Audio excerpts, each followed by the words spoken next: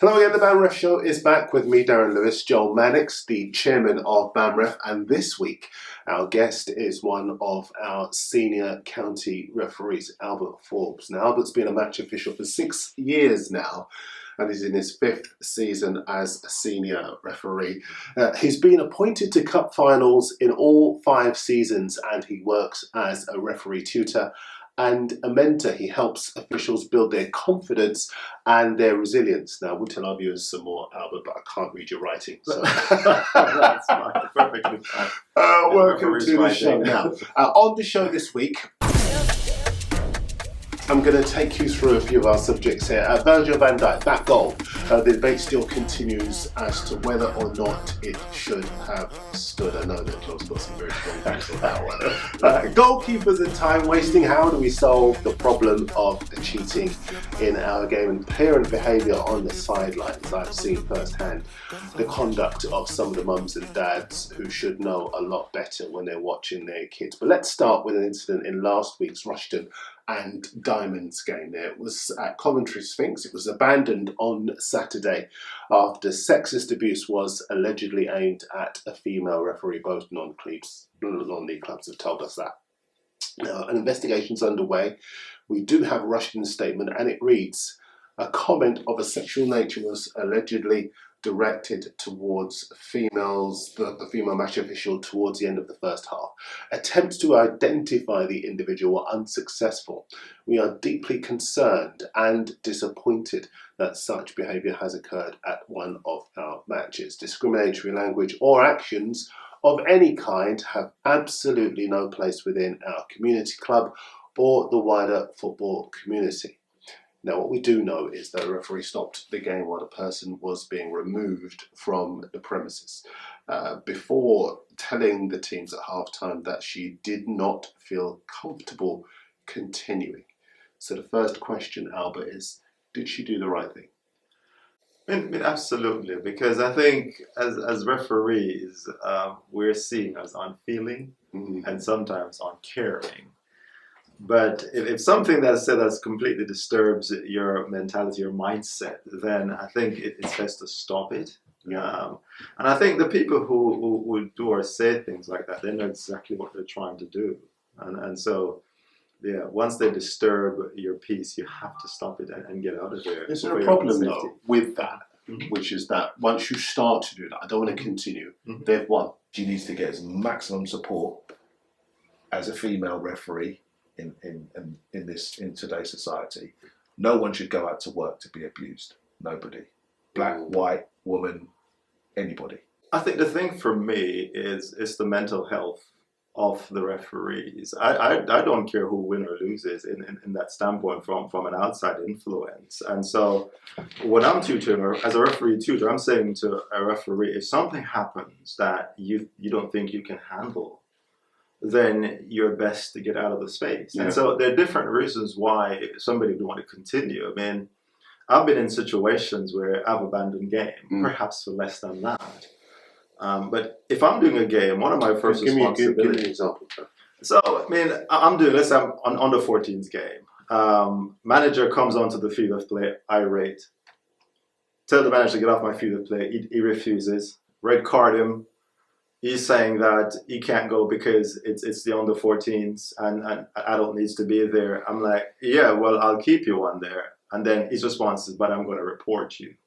For me, that's too much. I've already conceded. I let you stay there to get through the game. So I abandoned the game. I felt for the under 14 kids. But when I'm training referees, though, you have to look out for your own well-being and your own welfare. If that referee says, I'm not fit to continue, then you're not fit to continue. I can't focus on the external influences. So you've just got Joel riled up, but before you come in, I just want to make this point. I think Albert actually stumbles on something quite important here. Generationally, we push ourselves as black people through all sorts of psychological barriers because we want to show that we will not be moved, for want of a better phrase. And more to the point, we push our young men and women, our boys, our girls, through difficult, emotional experiences that we should be protecting them from. And if we don't draw a line and say zero tolerance, even for what would be considered by some people who don't know our experience, and we're not women, but we are black people, we have had that kind of negative experience. If we don't draw a line for that, when do we draw a line? Well, my number one concern is about the human being involved. I could care less about the politics of football and how much money is involved. I want to protect that human being. And so if something happens, because I think we can underestimate the impact of such things on human beings. Human beings are fragile. Now, I'm mature, resilient, but I don't know what may trip me over. And so I have to be so careful and protective of others, because it is a pressure cooker. And the situation that we have set up for referees can sometimes be almost impossible. So if something happens, what I would say is have a reserve referee who can take the referee's place if you want to keep the game going. You have to, because we have to make contingency. The point that you alluded to is that we will break people. And so the point you're making is, I'm stoic, I'm strong, throw it at me. But not everybody responds the same way. Yeah, there's the old saying, isn't there? If you do what you always do, you get what you always get. And everybody says, play through it, ignore those people. But the people who then are left with the lasting scars, emotional, psychological, are the women, are the black people, are the people of colour. The people who get to enjoy the game and walk away, they then don't care about the pieces that have to be put together. And that's my point. Yeah, I mean, I think it's about tolerance, really, because just before I go there, when I train new referees, being resilient is an important part of it. And so what we're talking about is resilience. And so it's to get them to understand where their line is in terms of how far I'm not willing to go. So I had an under 18s cup game yesterday. The losing side, the striker decided that I was rubbish. And he decided to express that. So his thing was, so persistent fouling, I went to caution him. His thing was, ref. So right away I thought about, okay, so where's the spell going with that? So I play and he just settled down, I'm going to caution you for this. He said, ref, you've been effing, rubbish all game. And so what did I do? I hope you gave him a yellow card and sent him off. Another yellow card. And a red card. Well, I give him a straight red card because he used the effing word in it with my name in it, And so the point is, even at that tender age with the children, the tolerance level on the 18s. How old would these? So they would be about 17, 18. But the point I'm making is that even though we're resilient and we have a tolerance, there's a limit to it. And I've been strong in the grassroots game in terms of what I'm willing to put up with. I'm willing to lead in that aspect of it.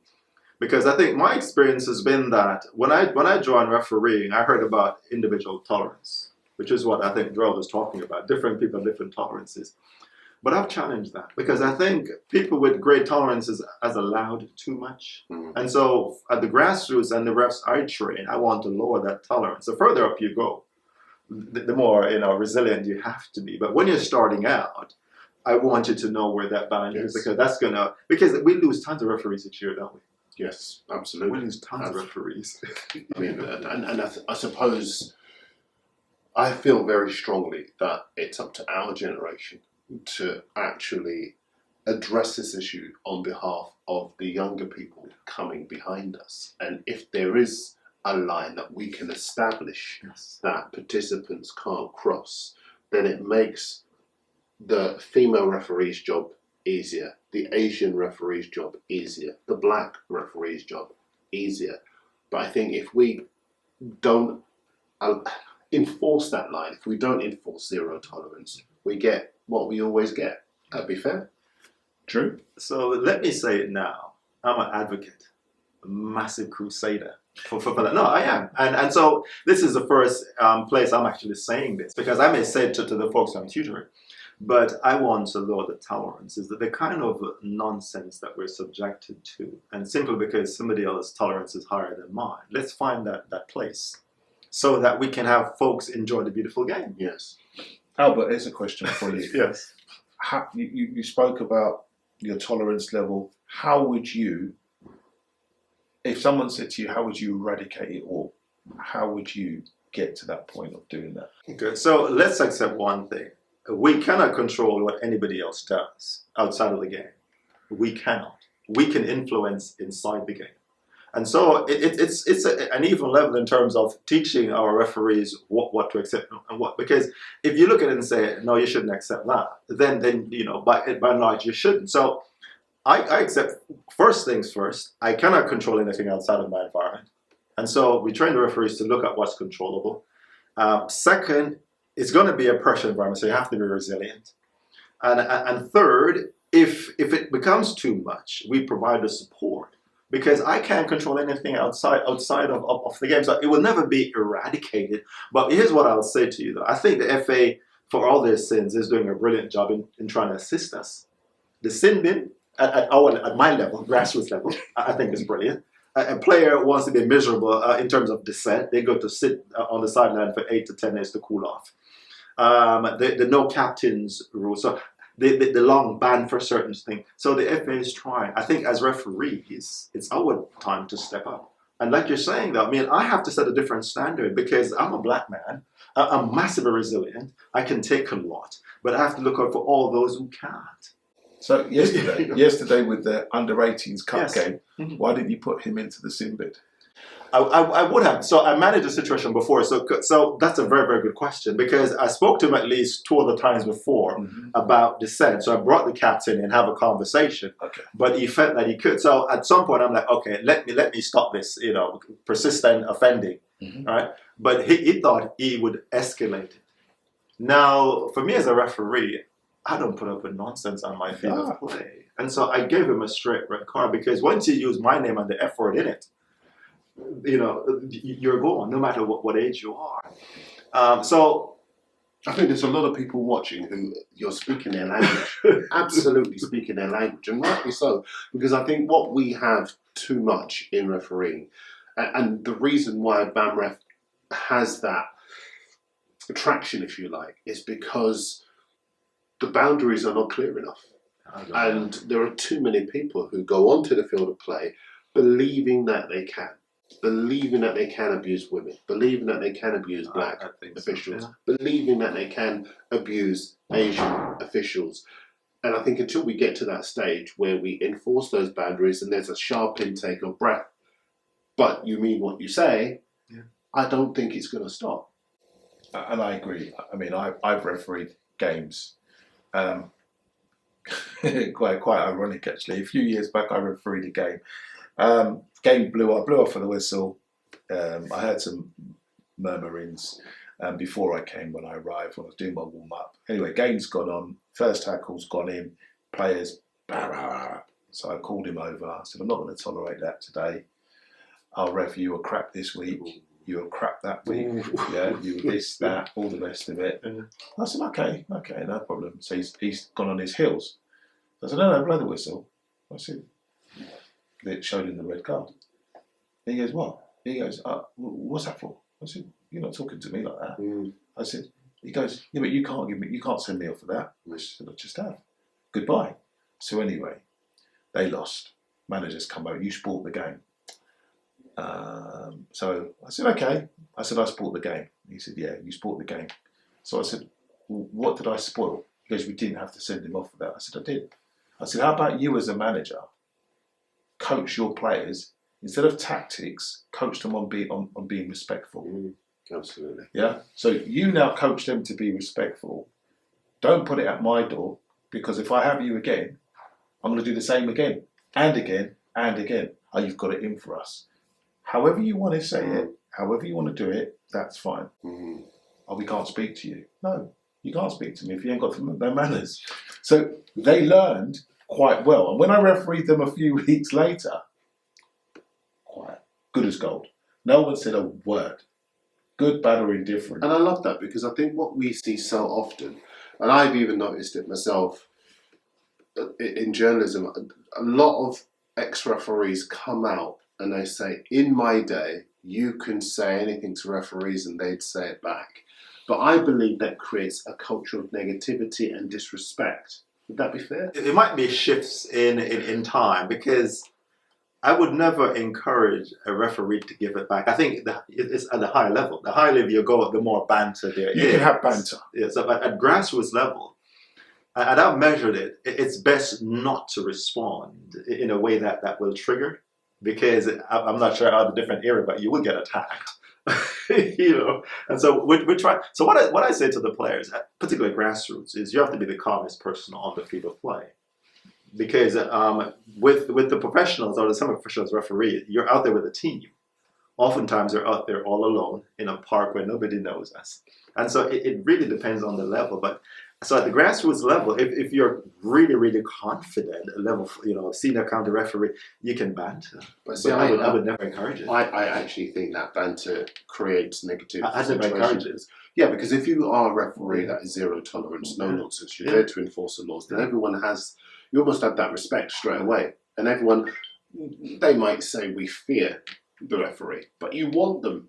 You are an authority figure. Surely that's what you want to establish. So let me say this. At my level, every time I've attempted to banter, and if it's going wrong, I immediately apologize to the player, because it's exactly what you're saying. I don't want that player to feel that somehow I'm intruding or invading his space. He wants that space to do what he wants to do, or she wants to do on the field of play. So I've always quickly, and there may be a difference in era and difference in level as well, but I've always quickly apologized, sorry for that, and keep it at a very professional level, because I don't want to trigger the players, because some of them can be triggered and it can get ugly quite quickly. Well, let's trigger Joel now and start talking about Virgil van Dijk, because the debate around his goal continues.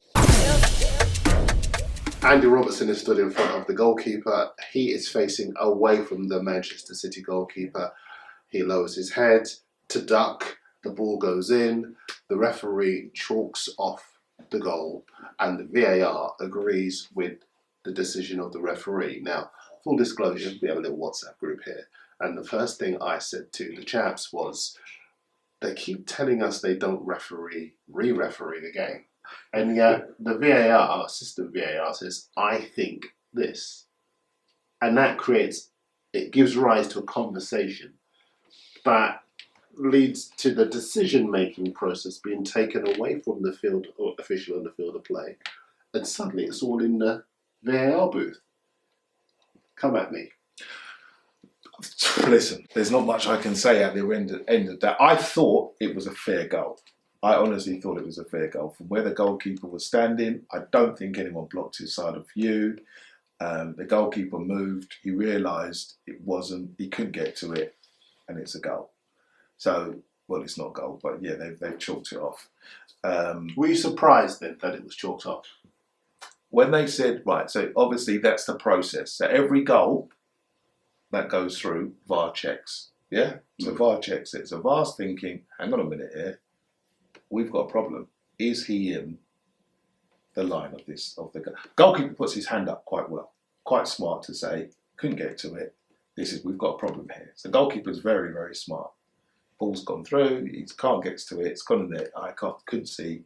This is what otherwise I would have put there. Very quickly, stop you. Yeah, forgive me. If you were refereeing the game, would you have given that goal? With the information, you've got to understand now, it's the information. I'm saying goal, yeah? The information. Just take away the VAR for a second.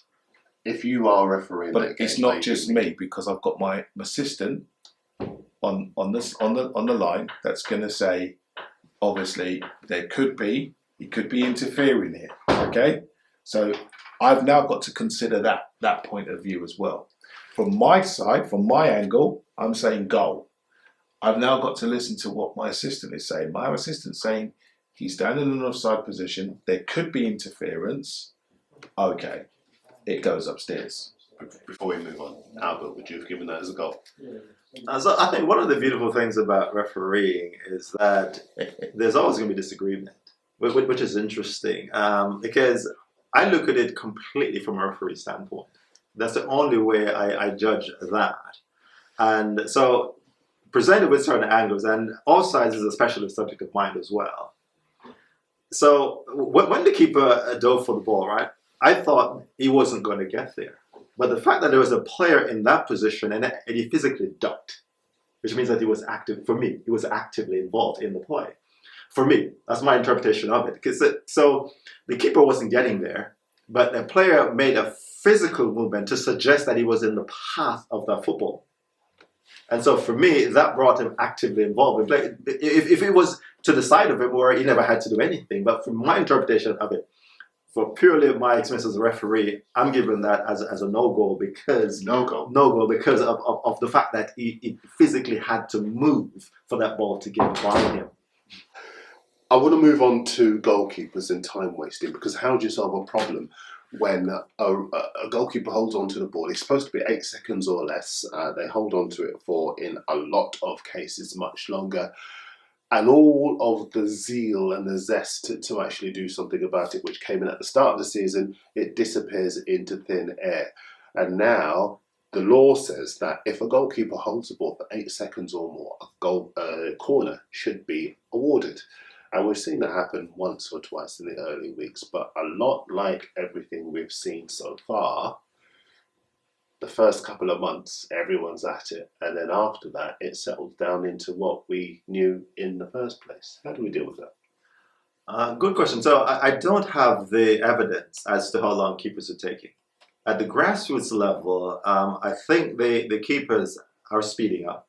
At our level, I mean, personally, I always count. So it's a silent count, 1, 2, 3, and then hand up nice and clear, 5, 4, 3, 2, 1. Okay.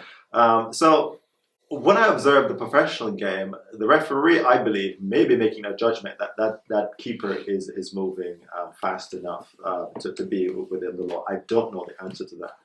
All I know is that the grassroots level, I mean, I do it in terms of counting down, and I would encourage all referees to do it. But let me say this real quickly. But we know everybody emulates the highest level. Yes. And so if folks looking on and seeing the top level referee not doing it, then maybe at a grassroots level referee, I won't do it.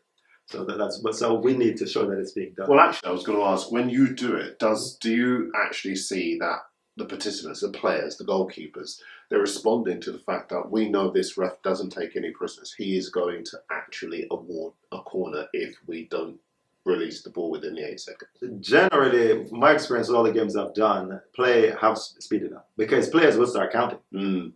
At the grassroots level, players will start counting, let you know that there's a count. So we benefit from that. So yeah, they know the rule is there, and they will definitely start counting. Joe? I think we've got this mixed into two segments here. So when we're talking about delaying and play acting from referees, there's two lots of things you've got to think about. The first being is, right, referee holds on to it, he's got 8 seconds to give the ball away.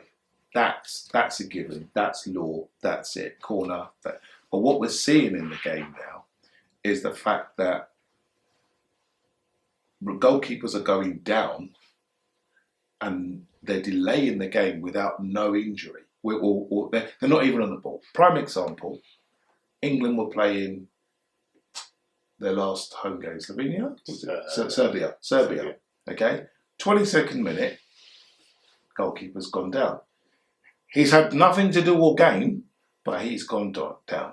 So we know what the laws of the game states, that the game can't start without the referee. So we know that he hasn't got to go for 30 seconds. And you'll find this coming more into the game. Like you'll see 22 minutes, roughly halfway through the game, you'll see a goalkeeper go down.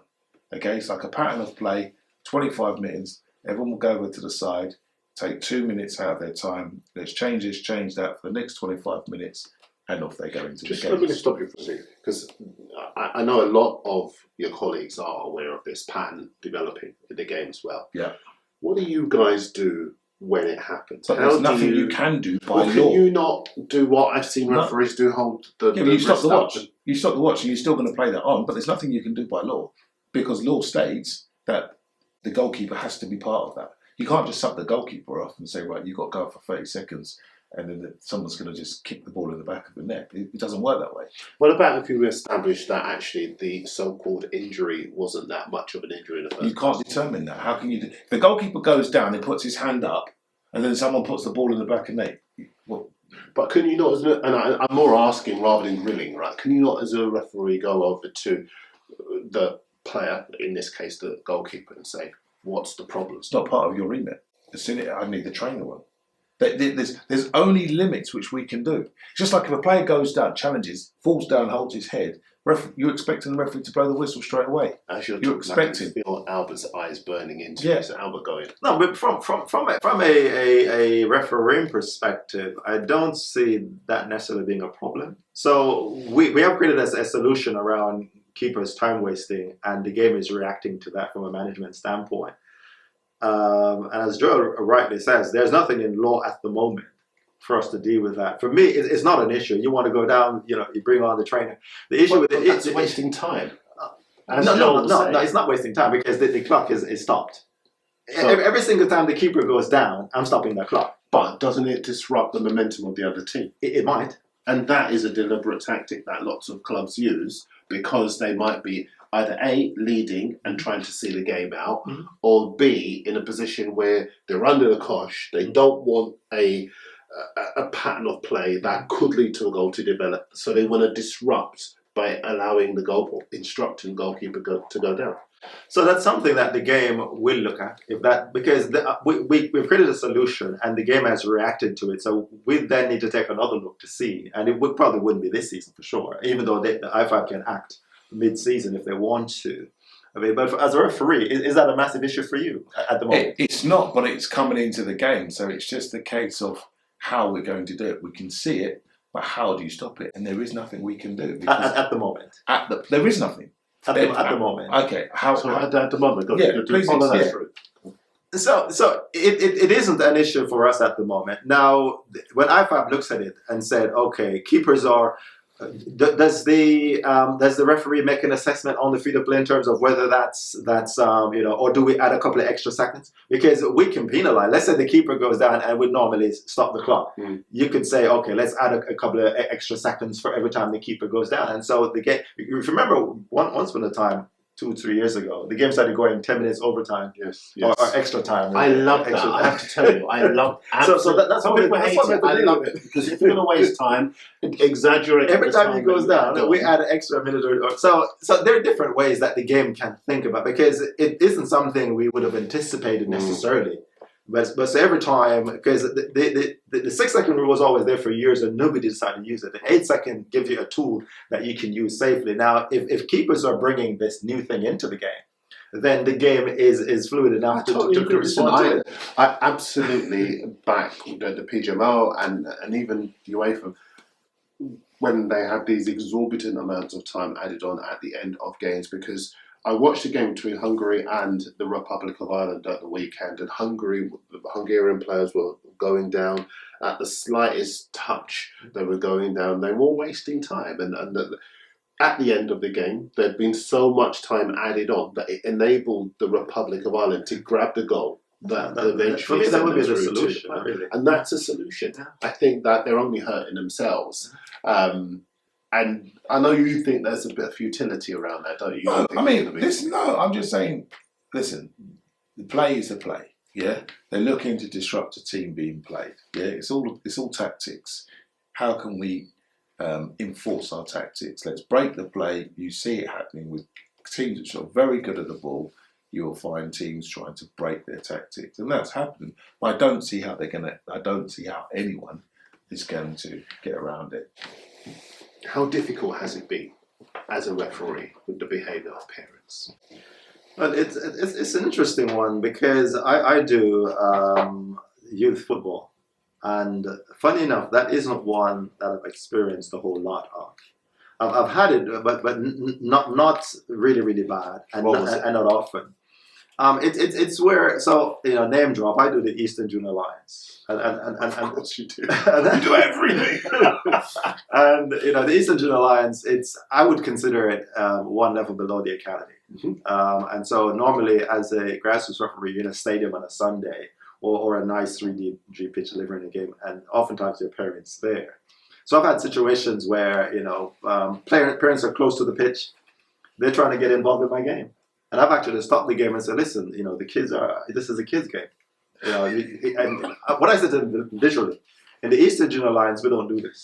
When you say get involved, what do you mean? They want to influence my decision. So they're shouting, I'm making a call, and they're shouting, that's the wrong call. So the thing is, with the youth game, I want the players to act outside of the influence of their parents. Mm-hmm. I want that to be the case. As a referee, I don't want to operate in an environment where parents are actually trying to shout at me either. And so that's one thing I'm very clear about. And so if my parents are doing it, I'll say to them, listen, we don't do that in the Eastern Junior Because I think Alliance. the basic thing you're trying to show is that if the parents respect the official, then the players will respect the official. Their children will respect the official. I think for me is I don't operate in the high level stadium environment where folks are shouting all kinds of stuff. Being at my level is very personal, and I'm not interested in your opinion. Not am I asking for it, and therefore I want you to just watch and enjoy the children playing their football. And if you decide to get involved, I'm going to ask you to desist, and that's just what I'm going to do. Now the good thing I've had it very rarely. And 1 or 2 times I've had it actually said to folks, listen, let the kids enjoy their football. So the thing is, right? Do they receive it well? Yeah, but sometimes. But there's certain things we accept as a given that I refuse to accept as a given. Go on. If you come to watch youth football, do not have a go at the referee. Because if I have a chance, I'm going to send you away. And so when I train you, because what you'll find is at the youth level, I train young referees. They get so much pressure. And so everything I do is not about me. I can deal with it, but I have to think about the refs that I'm bringing through. And so when we train the young refs, 14 and 15, we're thinking, oh, they're going to have an easy time. But that tend not to be the case. And therefore, a lot of what I do is, because as a tutor, I go to deliver a game and a young man will come to say, oh, you remember me? I say, not quite. Oh, you tutored me on this. And so I have to be so mindful. So everything I do is with that every time. So it's a performance for me as well.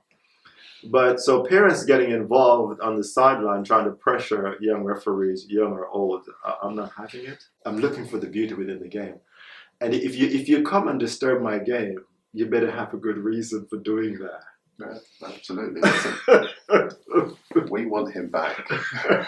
He's coming back. Albert. He's coming back. We want you back so that you can see when he returns, because he'll be here to answer all of your questions, and we do want your questions as well on these issues we've been discussing, on any other issue out there affecting referees as well. Also in your games too, send us your footage, send us your talking points, give us your experiences and your perspectives as well, because on the BAMREF show we want to talk about them all.